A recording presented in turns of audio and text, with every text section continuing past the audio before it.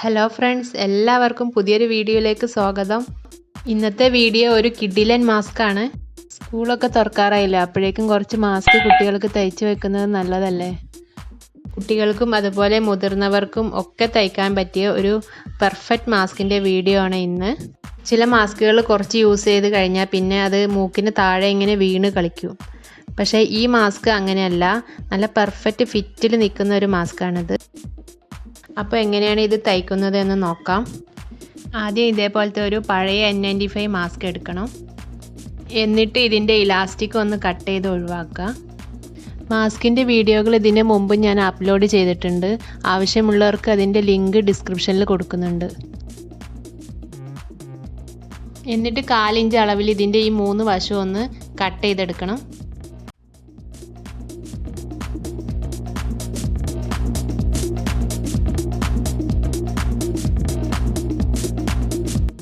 വലിയവർക്ക് തയ്ക്കുകയാണെങ്കിൽ ഇത് കട്ട് ചെയ്യേണ്ട ആവശ്യമില്ല.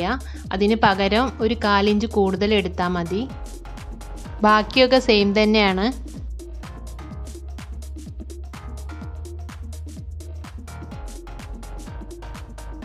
ഈ പാറ്റേൺ എടുത്തു വെച്ചാൽ പിന്നീട് തയ്ക്കുമ്പോഴൊക്കെ കട്ട് ചെയ്തെടുക്കാനൊക്കെ ഭയങ്കര ഈസി ആയിരിക്കും.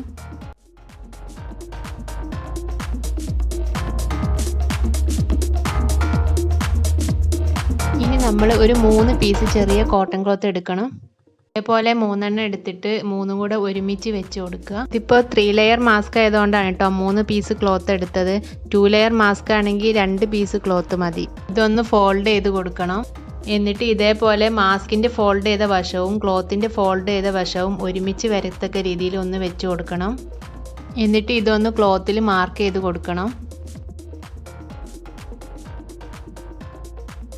ഇനി ഈ മാർക്ക് ചെയ്തതിലൂടെ ഒന്ന് കട്ട് ചെയ്തെടുക്കണം.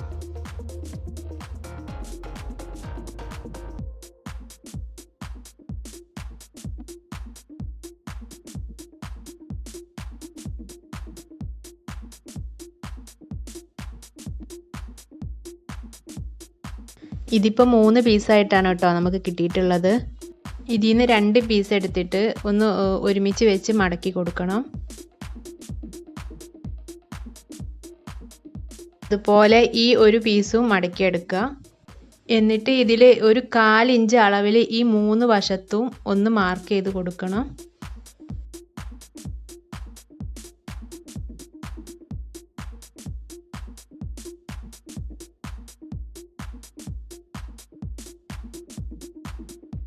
രണ്ട് പീസിലും അതേപോലെ തന്നെ മാർക്ക് ചെയ്ത് കൊടുക്കണം. എന്നിട്ട് ഈ മാർക്ക് ചെയ്ത ഭാഗത്തൂടെ ഒന്ന് സ്റ്റിച്ച് ചെയ്ത് കൊടുക്കണം. അപ്പോൾ ഇത് രണ്ടും ഞാൻ സ്റ്റിച്ച് ചെയ്തെടുത്തു കേട്ടോ.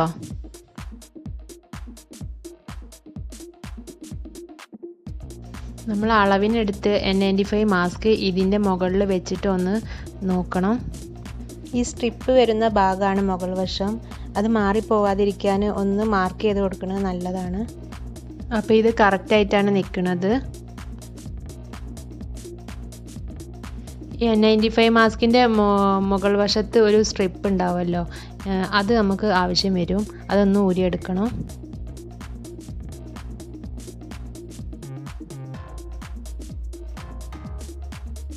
ഇനി ഇതിൽ ഇലാസ്റ്റിക് വെക്കാൻ ഒന്ന് മാർക്ക് ചെയ്ത് കൊടുക്കണം.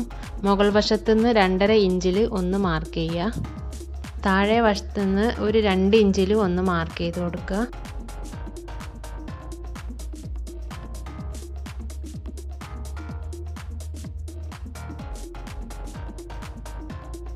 അടിഭാഗത്തും ഇതുപോലെ തന്നെ മാർക്ക് ചെയ്ത് കൊടുക്കണം.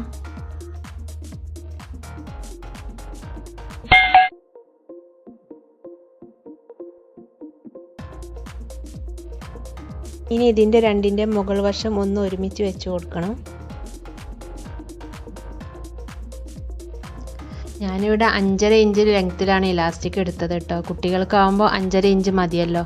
പിന്നെ വലിയവർക്കാണെന്നുണ്ടെങ്കിൽ അതിനനുസരിച്ച് കൂടുതൽ എടുത്താൽ മതി. ഇനി ഇതിന് ഇലാസ്റ്റിക് വെക്കാൻ നമ്മൾ അടയാളപ്പെടുത്തിയില്ലേ, ആ ഭാഗത്ത് ഇലാസ്റ്റിക്കിൻ്റെ ഒരു അറ്റം വെച്ച് കൊടുക്കുക. എന്നിട്ട് ഒന്ന് പിൻ ചെയ്ത് കൊടുക്കുക. ഇനി ഇതിൻ്റെ മറ്റേ വശത്തും ഇതേപോലെ തന്നെ വെച്ചിട്ട് പിൻ ചെയ്ത് കൊടുക്കണം.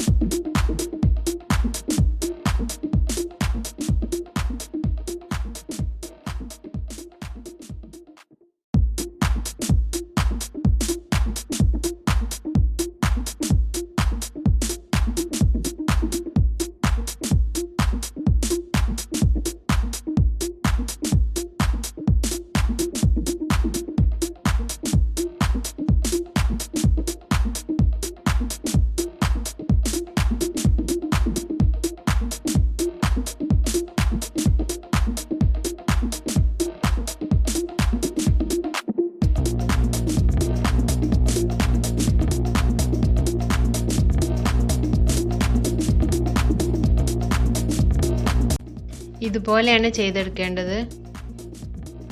ഇനി ഇതിൽ ഇതേപോലെ കുറച്ചൊന്ന് ഗ്യാപ്പ് ഇട്ട് കൊടുക്കുക. ഗ്യാപ്പിട്ട ഭാഗം ഒഴിച്ച് ബാക്കി സൈഡിലൂടെ ഒരു 1/4 ഇഞ്ച് അളവിൽ ഒന്ന് സ്റ്റിച്ച് ചെയ്ത് കൊടുക്കണം. അപ്പോൾ അത് ഞാൻ സ്റ്റിച്ച് ചെയ്തെടുത്തു കേട്ടോ. ഇനി ഈ ഗ്യാപ്പിലൂടെ ഇതൊന്ന് മറിച്ചെടുക്കണം.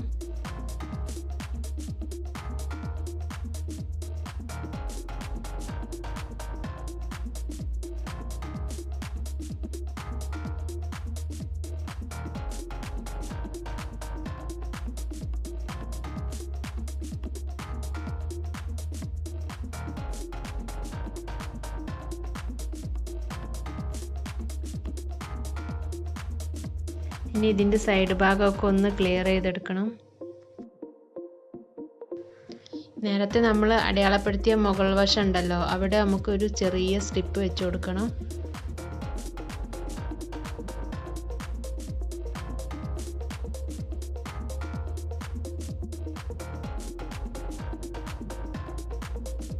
സ്ട്രിപ്പ് ഇതേപോലെ ഇതിൻ്റെ മുകൾ വശത്ത് വെച്ചിട്ട് ഒരു 1/4 ഇഞ്ച് ഗ്യാപ്പിൽ ഒന്ന് മാർക്ക് ചെയ്ത് കൊടുക്കണം.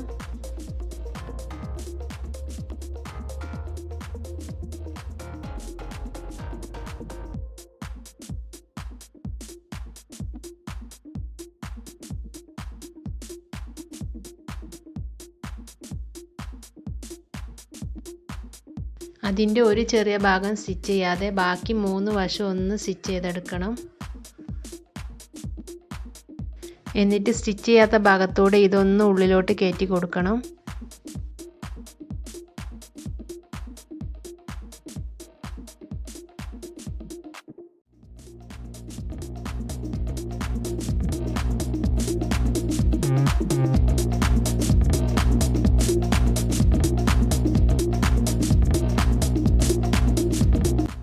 ഇനി ആ സ്ട്രിപ്പ് ഉള്ളിലോട്ട് കയറ്റിയ ഭാഗം ഉണ്ടല്ലോ, ആ ഭാഗം ഒന്ന് സ്റ്റിച്ച് ചെയ്തെടുക്കണം.